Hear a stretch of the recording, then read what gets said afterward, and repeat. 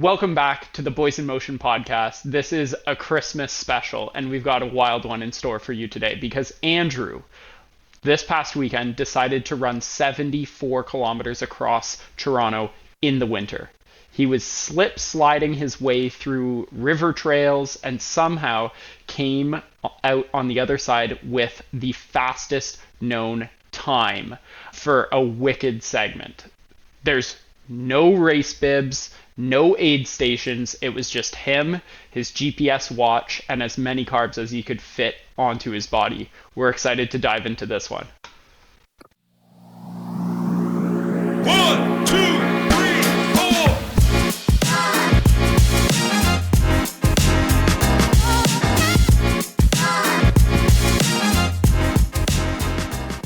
I'm so excited to hear about it because I didn't want to ask too many questions before we hopped online.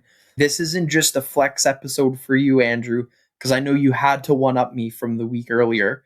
But we're going to dive into what FKTs are again, the types of styles, and you don't always have to be hitting those PRs with a race bib, like you said, Brian. You could just do those on your own and get fired up because this is a wild tale. So for those that are new here, we're running something called the December Challenge right now. And I decided that 2 FKTs was going to be my December challenge. So I was starting to sweat. So I decided it was time to get into action and do one of these FKTs over this past weekend.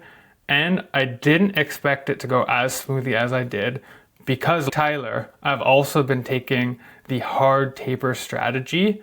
So during the FKT, I did quite a bit of skating with the icy conditions. So that was definitely a variable that I had to navigate around that made it a little bit interesting. It was pretty cold and there was a good amount of wind, but overall was a great day and I'm super excited to get into it. Yeah, I'm super excited. I guess the first thing we should talk about is exactly let's maybe describe a few things. What is FKT? How did you learn about it?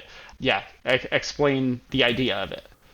Yeah, so you'll be hearing us say FKT a lot for short, which as Brian had mentioned at the top of the episode is fastest known time.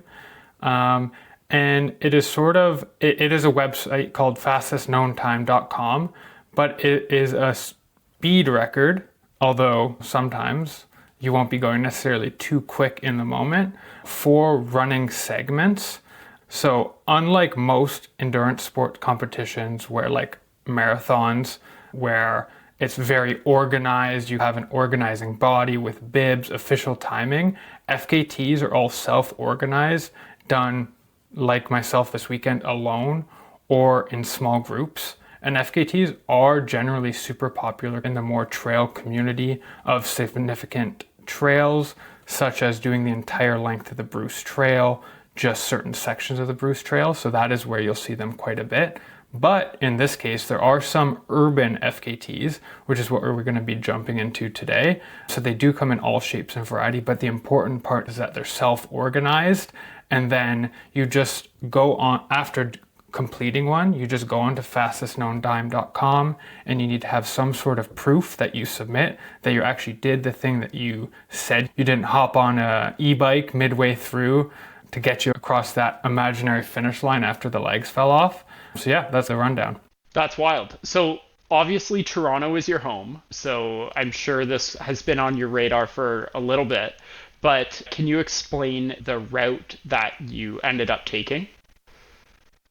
Yeah, for sure. So the route that I ended up doing was, and it's part of actually the Bruce the Friends of the Bruce, where it's actually the Toronto Urban Trail. And what this is the Bruce Trail Club has a bunch of badges that if you hike, walk, run the entirety of a specific system of the trail, you can earn certain badges. So you don't need to do this all in one go to get that badge, but for the FKT you needed to. So someone put this, and his name is Jacob Brooks. He first submitted this in 2024, that it's a circular loop all around Toronto. So the waterfront, a trail system I'm extremely familiar with and I run all the time. That's where I do a lot of my training.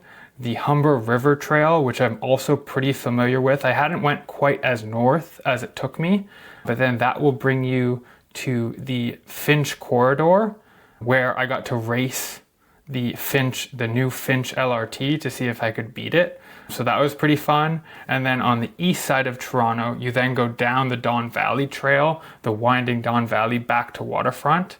And I decided for my running of the FKT that I was going to start right at Exhibition, because it was convenient for the bus route. So I just started at one spot, did the loop, and then finished at Exhibition again. And you're pretty used to a lot of these trails, I think, because I've seen you run parts of them throughout the year, seen you do the DVP trail, of course, like you said, the Waterfront, but have you been on that north side that you started on? You went clockwise, right? Yeah, I did go clockwise. That's actually how it was originally submitted. I saw Chantel, who currently holds the female FKT and actually is one of the reviewers for Toronto FKT and was the person that was actually assigned to review my FKT submission. But she actually went the counterclockwise way. But the standard way was clockwise. The Finch Trail I've never ran on, but I have biked on it before. So I was familiar with about half of that trail. Interesting. Now, on the site, so the race overall is urban. You're doing like trails, but in the city. Now, I'm seeing the word supported or unsupported or self-supported, some different classifications of FKT attempts. Can you explain what all three of those are and what kind you did? Yeah, for sure. Yeah, so this is something that is pretty important for as you're looking at FKTs and maybe trying to considering doing one for yourself. There are a couple different styles. For this one, the current records, so that's what I decided to go for, is unsupported. So this means that you have absolutely no external support of any kind. So this means you need to carry everything you need from the start to the finish. So you need to run it solo. You need to bring everything that you're going to consume during the trip. It does say that public taps along the trail are fine, but you're not allowed to have anything from commercial sources. So in this one, you wouldn't be able to stop at a gas station or something like that. So that's an important distinction. So this kind of limits, unless you're in a pure trail environment where you could be scooping from rivers and have a filter on your bottle, it definitely limits how long these FKT attempts could be. And then you have the self-supported, which is one step up. So that means that you can do things like stash water and food along the trail the night before. You could go to gas stations, stuff like that. So it's still completely on your own, but you're allowed to go to those places or do things in advance to best prepare you for the effort. And then you have supported. So that means you can have as much external help as you want. You can have cars along the way to bring you supplies. You could have pacers with you that are just your nutrition and hydration mules that are just helping you along the way, feeding you gummy candies. And then there's also some FKTs, and one that's super interesting, which I would love to do it in this category with some people at one time. It's actually the whole perimeter of Toronto, including Scarborough, so the big Toronto block. And that one, the current record is a team. So the whole point is you can submit it as multiple people doing it together, helping each other through it. Yeah. I'm really interested in this because originally I thought that's what you were doing. But so that one's even longer, the full perimeter? That one is even longer, yes. This was I would say maybe the more Toronto proper, what some people would call Toronto proper, where it's just Toronto into North York. So not quite as big, where the Toronto perimeter is 138 kilometers and not just the 74 of this one. I see. Okay, and when you say a group can do it, does that mean that the whole group has to do every part of it, or it's like a relay to complete it? Not a relay. So it's your group your group time is your time. So you stay together as a group, not a relay. You don't get to hand off the baton. Oh, okay, You okay. suffer together. That's crazy. And That's they wild. have, yeah, 18 hours, 37 minutes is the record for that, like, total perimeter. That's crazy. That's freaky. I definitely need Andrew's legs to help with that. Yeah, for sure. Okay, so let's talk a little bit about your experience and the reason that you wanted to go unsupported for this particular event. What was the idea there? First of all, I saw this FKT and I saw that the current record holders were just in the unsupported category. There are no submissions for self-supported or supported. So I figured to have myself a kind of a benchmark goal of this is maybe a time I'm trying to achieve, I should go for the existing category. So that's reason number one. And reason number two, I do, and we can maybe jump into this a little bit later into the episode of like reflections and whatnot, but I think there's something pretty special about these completely solo, crazy long endurance events where you get to this place that really doing it solo is the only way you're going to get there, and it's very unique to doing a group endurance event. I do think doing it like something like that like once a year is pretty special.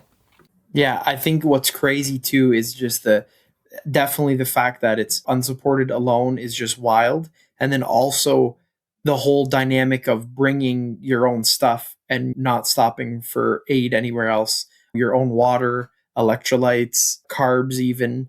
That's just a whole other level coming from my challenge with just literally the opposite, fully supported. We had a home base, whole different dynamic, just that unsupported. We had that route picked, but we just thought that was going to be way too hard. So I could imagine the mental of doing it alone and then also not stopping for anything extra along the way is just wild to me. It is really cool that you were able to race the whole city, and the results are in. You did it incredibly fast, and we'll get into the pacing and the like how it went kind of thing.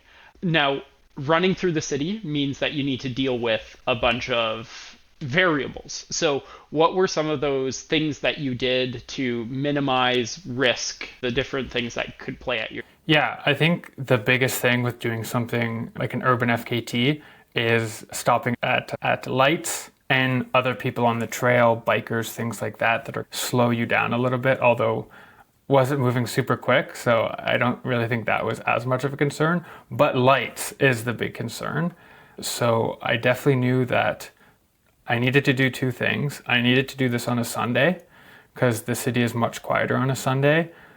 The December timeline for the trails for busyness, and we'll get more into that later, but for busyness was key because there was very few people on the trails, and starting early helped with, for most of it, traffic being very minimal, so that, and we'll talk about my moving versus lapse time later, but it helped with not having to do a bunch of stops at red lights. Yeah, so I think the strategy of when to start and I guess as well where to start played a factor in this. And I guess I saw some early morning text, which was in the wee hours of the night. So I could imagine you had that, correct me if I'm wrong, you probably had that race morning vibe to it, right?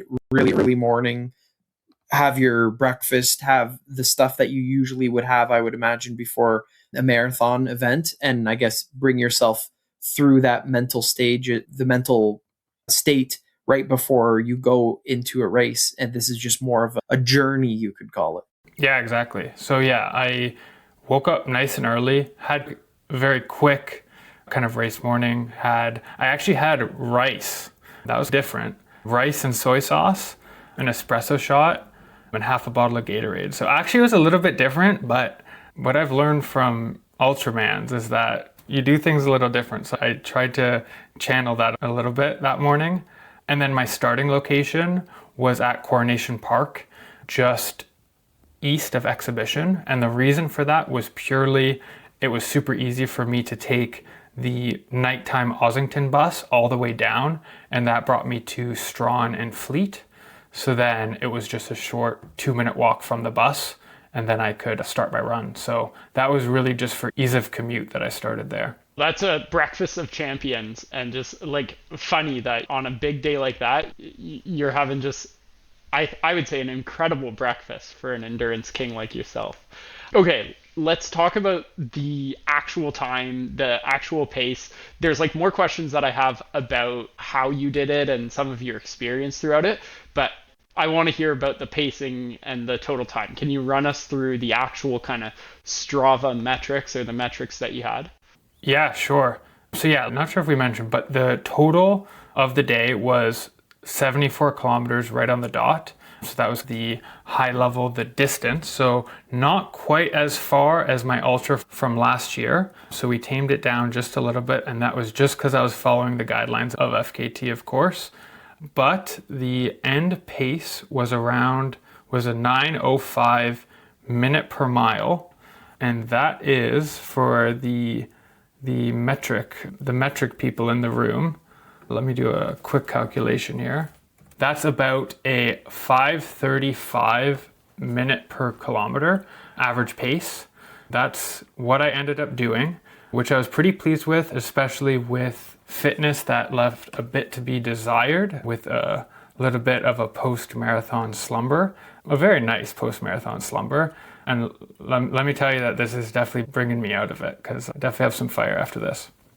Yeah, I can imagine. And so I think just like going through the stats, you hit your fastest 50K ever at 4.5 hours, pretty much on the dot. I have here the average pace of 5:39. That's what kind of Strava's giving me. Whether or not that's true, who knows? But what I did notice is that you started off quite rapid, like hovering around 5-minute kilometers. And about halfway through, the drift started coming. And at the 3/4 mark, in those late kilometers, you started over 6 minutes 20, 6 minutes 30. So it's pretty crazy that in that first 50K, let's say, you were wicked fast, but it seems like the struggle bus hit you pretty hard near the end. What was that like degradation in speed like for you? If there's one thing I'm known for, that's a good regression run. And that's what I've learned from this past marathon block. I do have a tendency of doing this, but I will say that I started off a lot faster than I was expecting to start off, and that was because it was cold and windy. So I really just wanted to warm up. So I was trying to warm up pretty quickly. So those first, I don't know, probably 10 miles were definitely quicker, and I knew I was going to slow down. There was a point once I was warm that I was like, let's start pulling it back to where I think is comfortable. And that ended up being like 9-minute 30 kilometers. So that's like just over what my average pace ended up being. But that's where I was like, this is like pretty nice. And if I just sustain this, like I feel like I'll have no issues. So that was the original goal, was to be in those 5:30s, like 5:30 to 5:45, like that's where I wanted to be for most of it. So I was able to go to that. And then really, there was a lot of ice along Humber at the beginning. It wasn't as bad because like I was pretty fresh, so I was pretty good at managing it. And it wasn't like super heavy ice, I would say. I could still find a path in it that I could run. There were some parts along the Finch corridor that were super icy where I was just like skating. So it wasn't even, I couldn't, to be safe, I needed to skate and not raise my feet. So there was really like a max, unless I literally put on skates, there was a max speed that I could go, and I was just trying to do that and be safe. But then on the dawn, like as soon as I got off the Finch corridor and started going south on the dawn, that whole section from basically Finch all the way down to the waterfront, or until I got to Bayview at Pottery Road, that it was so icy that the amount, of course I'm also getting tired at this point, but the amount that I could move was very limited by the amount of ice on the trail. Yeah, for So sure. you did the Andy Shuffle, basically. 100%, but I was literally like, where the Andy Shuffle, for those that don't know, last year during the Ultra, the Andy Shuffle was like very small little steps This was like I was actually skating and just trying to move as quick as I could on this sheet of ice. Yeah, and it was crazy. Like the video that you filmed of yourself running on one of those icy sections, it was worse than a skating rink because it was also inconsistent with like people's footholds and all of that. Just crazy, like that you had to go through that. Now, talking about the temps, right? It was -4, but probably very, like, way colder given wind chill when you were starting out.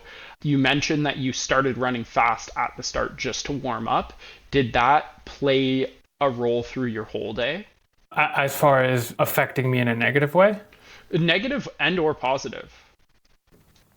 I think it was a good decision. I think it kept me comfortable the whole time. I never at any point was like, oh, I'm cold, or where you get that I'm sweating and then you get more cold. So I was already pretty comfortable from a temperature standpoint. And then any negative side effects from going too fast, I think were canceled out by the fact that I needed to skate at the last quarter, because that slowed me down so much that I think it slowed me down more than I needed to slow down. So I think all in all, I think it was a good decision. No, that's good. Yeah. I know that going into a day like that, you never know what's going to hit. And for Tyler's ultra that you did, it was really tough conditions and you thought it was going to be even worse going into the day. It ended up being like bad, but not awful. So it's good that at least there was no freezing rain or stuff like that really impeded you from completing it. Yeah, exactly. And then I was also thinking, did you think about like I would imagine, like maybe walk us through what you wore. I'm just thinking with me, I had to look at different layers and of course the wind layer. Were you wet at all? And then you were trying to, like you were saying, you try not to get too sweaty and then get colder, right? That would have been pretty detrimental to your progress. I think really the selection of your attire is very important. Yeah, for sure. I think with all winter running or outdoor winter endurance activity, it's just layers. I ended up wearing a pair of half tights and then a pair of tights on top of that.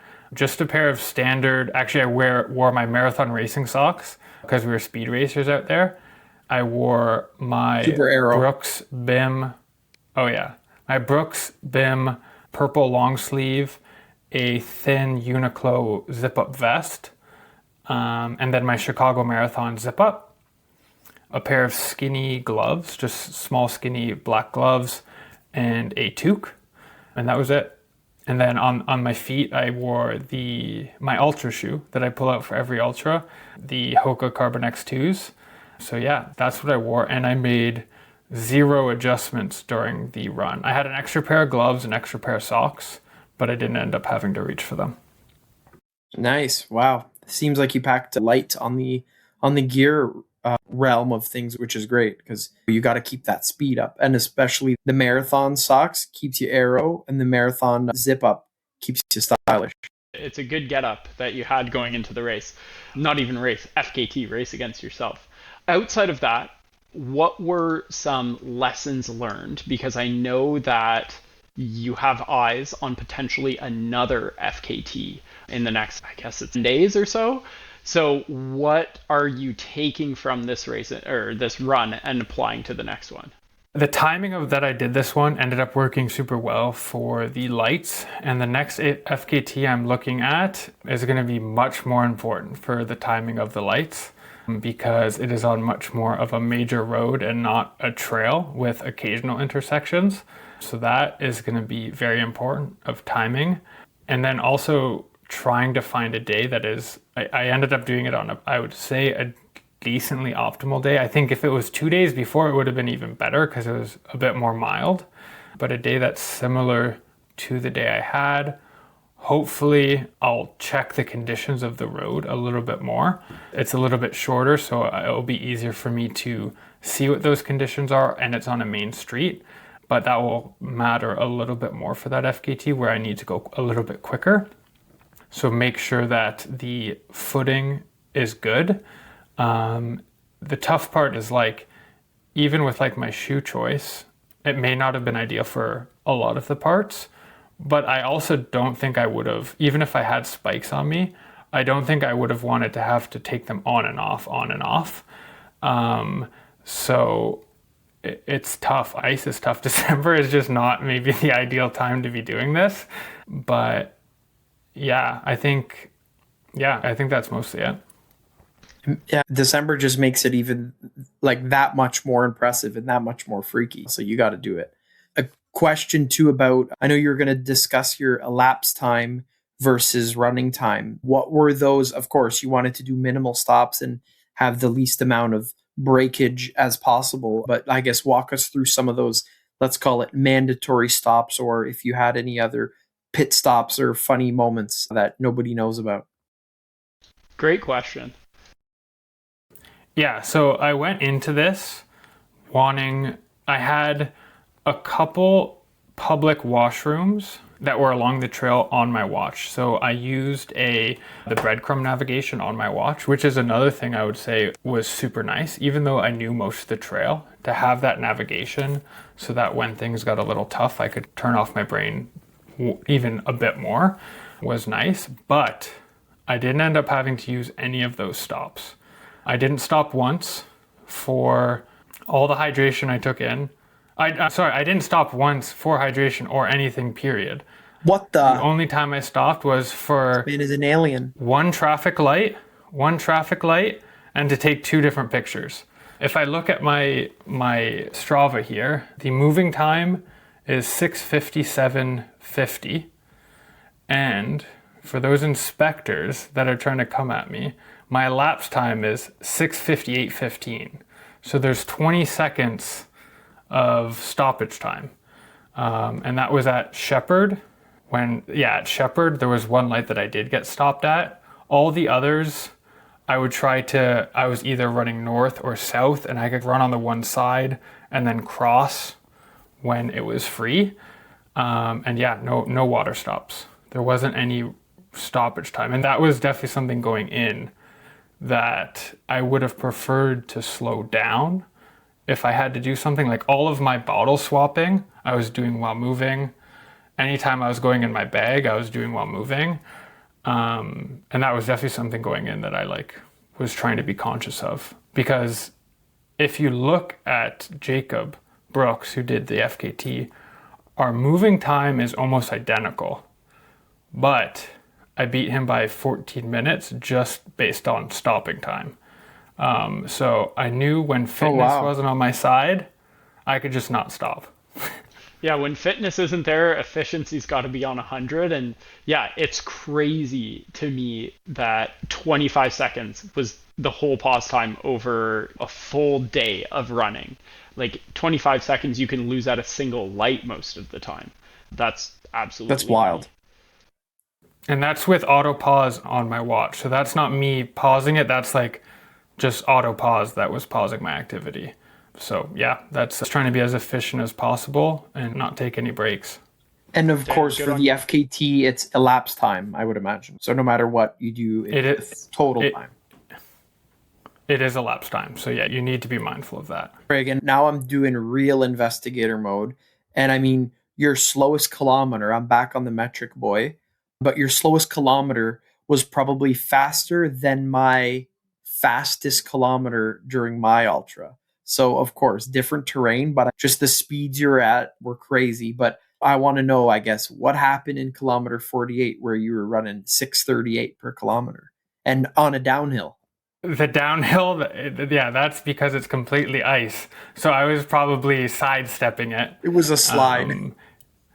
Yeah, that section, the dawn was something. And I think the reason that was definitely one of the most challenging parts, physically, mentally, was that's when things are starting to get hard. You're getting tired.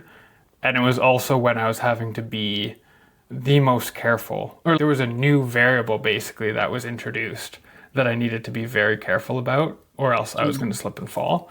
So that was definitely got quite hard. As lead Strava investigator, I do just want to confirm that Tyler, through your whole ultra that you did, the 50K ultra, you did not have a single kilometer faster than Andrew's slowest In Yeah, I knew addition, it. you did 50 kilometers total in a moving time of 7:12:47 with an extra over 30 minutes of elapsed time, making a total time of 7 hours 46 minutes and 57 seconds. So Andrew did 25 more kilometers and he did it faster on elapsed and moving by roughly 15 minutes. So quite crazy. That is pretty freaky. Yeah, speechless, to be honest. If I had to be out there the whole time, of course, I was about 15 to 20 degrees colder. I'll just put that out there. But if I was to be out there the whole time, of course, doing 25K more than that, oh my God, I can't even imagine. But No, the, it's this wild. this 135 group run does look pretty appetizing, to be honest. So, speaking of appetizing things, now your advice to the community for regular mere mortals who might be itching to explore the world of FKTs. Maybe they've done a few Strava segments and now they think FKT might be for me. Would you say that differences between FKT and like your typical Strava segments? Like, why would you choose FKT over doing one of them? Exactly. Yeah. What's the philosophical difference between the two? I think just the significance. Generally, you will have one will be longer, not your just 100, 200 meter sprint down a random road that anyone can submit. So it is like a extremely curated, somewhat significant, or I would say pretty significant in most cases, routes. And it's just like cool, wacky community that just wants to like do hard things. And some of them are like crazy intense and like the records are like insane. Like I know the Bruce Trail, I believe the the supported Bruce Trail is like 9 days. I could be wrong about that, but it's there are some crazy people out there doing these things. There's like a whole wide variety. If you are interested in this, go on fastestknowntime.com, search your area and see if there is something pretty significant, or if there's like a entire trail system or something like that, you like going on, you think is pretty significant. You can also submit your own. Unlike Strava, they need to get reviewed and deemed to be something that other people would want to do. But yeah, I think it really is the significance of them. Yeah, that's crazy. And I think it makes sense in terms of the significance. I was just looking at FKT website, and for all the Ottawa homies out there, there is a segment that is named the Rideau Canal. And I was like, oh, frig, let's see what the speed is there. And I see that the Rideau Canal time is 2 days and 19 hours. And I'm like, what the heck is going on here?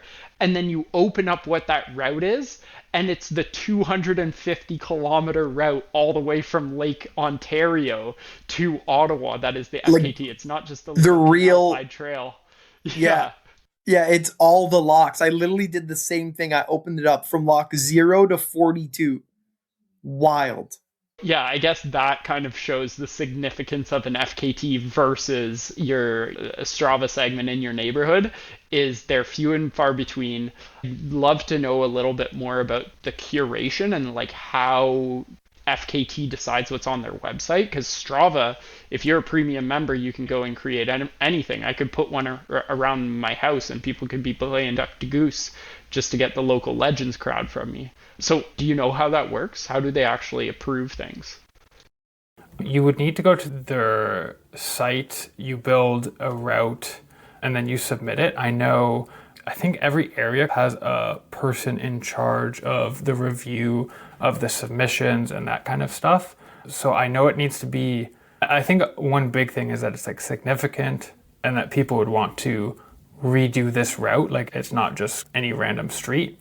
Beyond that, I'm not 100% sure, but it would be interesting to know some more details there. Yeah, very interesting. Because I would say there's quite a few, but there might only be 100 in the Windsor to Montreal corridor, if that. So yeah, they're definitely tough to come by. So earning one and maybe earning two in 1 month is a crazy achievement. Yeah, so I guess on that, bananas. Cut that out. Bananas. Friggin' Tyler, Mr. Laggin' Man. I guess on that, so yeah, we mentioned at the beginning of beating Jacob by about 14 minutes. So I guess the process of that was you need to post your GPX or fit file onto the website, and then also an external. So I just posted a Strava link, and then I just did a description, and then someone from fastest known time, in this case it was actually Chantel, who holds the woman's record for the same FKT, is actually the person for this area. They review it and make sure that it's legit for the category that you did, and then they post your submission. So that actually, it happened very quick. I did that last night, and then I received an email from Chantel and the notification that it got added to the fastest known time website, which is nice because now my December challenge was to do 2 FKTs and nab at least one. So I was thinking that this was going to be the one that I was going to miss. So it is nice to have the pressure off a little bit. Now I just need to show up. But I do still plan on showing up and going fast. So can you give us a little bit of a teaser? Because I think like this one that you did is wonderful. It's got a great connection to the Bruce Trail. And yeah, it's meaningful in doing the ring of the city. But this next one is, I think, a little bit more unique in the way that it was designed. And I'm really excited to see all of the content and whatever comes out of it, because it's an exciting idea. Yeah, so the next one is Line 2. It's called the Line 2 FKT. So it's running the entire length of Line 2 westbound, so starting at Kennedy and ending all the way at Kipling Station. So again, a route that I'm extremely familiar with. And this is actually the first FKT that I knew, and that kind of piqued my interest into FKTs. But the extra element of this one is that with your submission, they ask for you to take a picture of the sign for each subway station.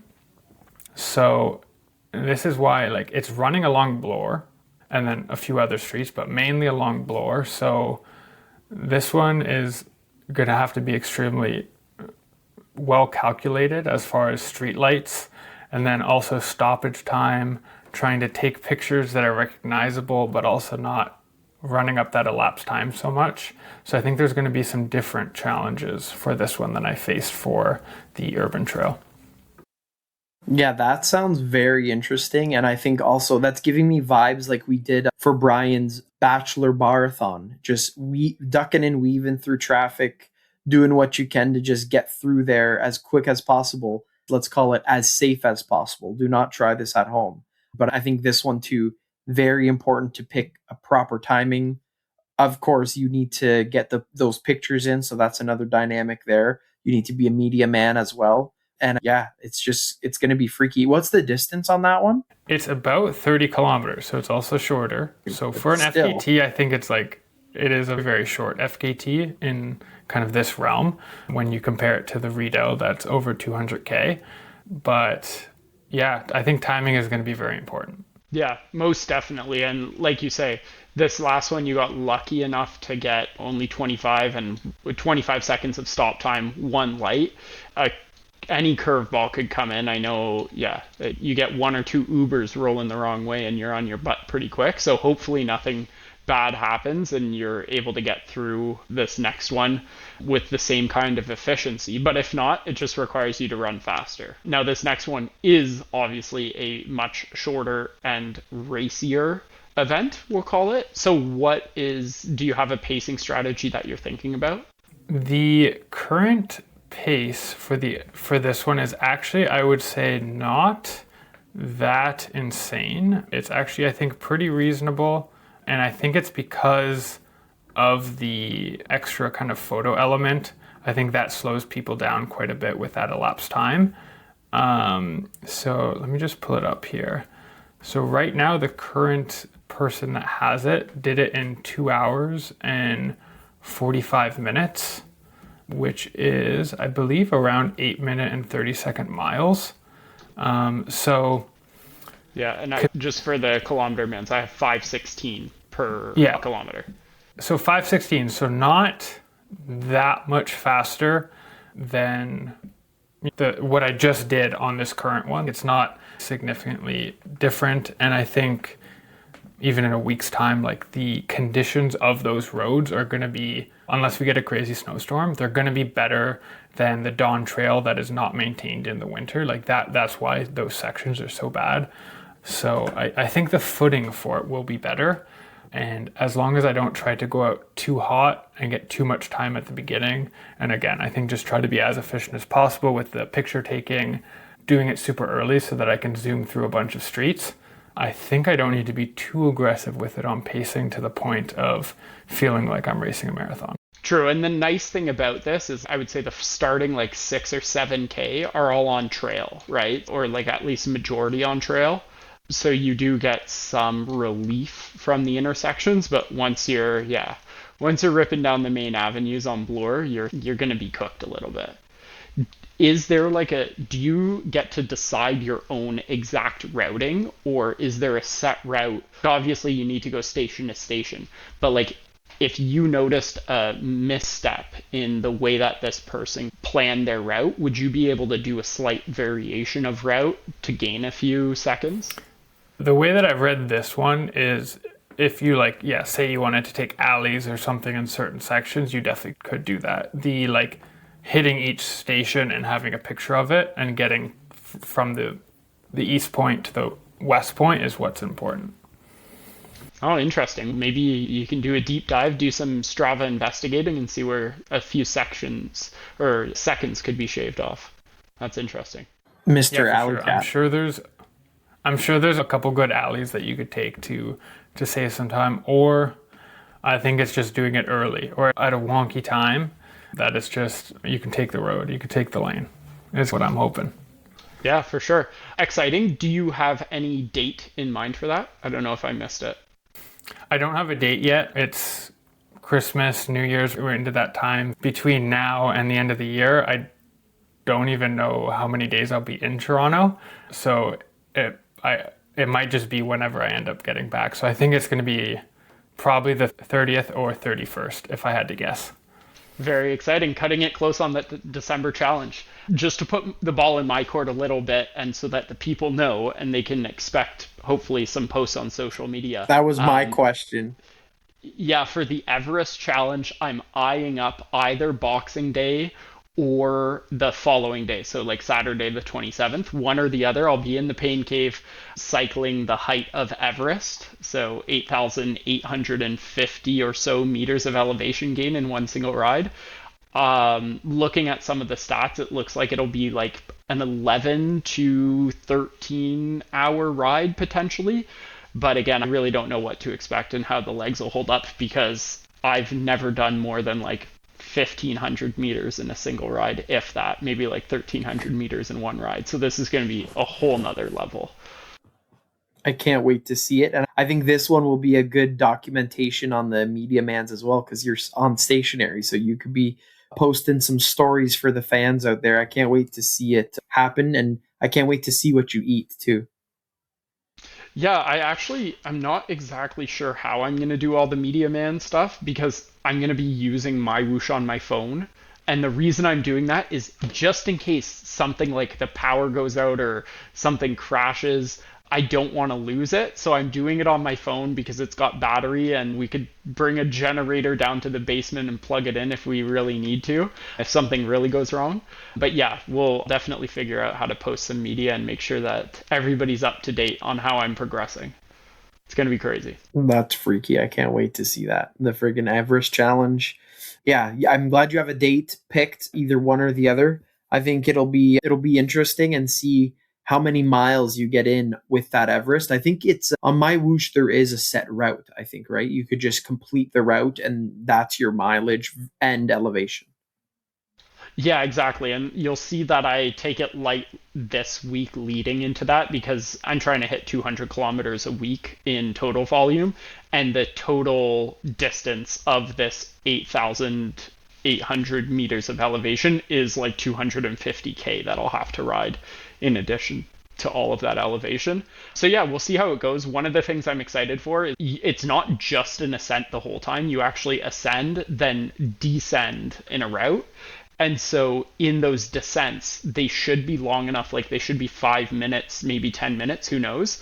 Just enough time to maybe run to the washroom, change into a different pair of bib shorts, and pop something in the microwave so that I can get more carbs in. But I've already done my pickup from Dollarama. I sent it to you guys. Lots of sugars ready to go, and even a Red Bull for that extra kick.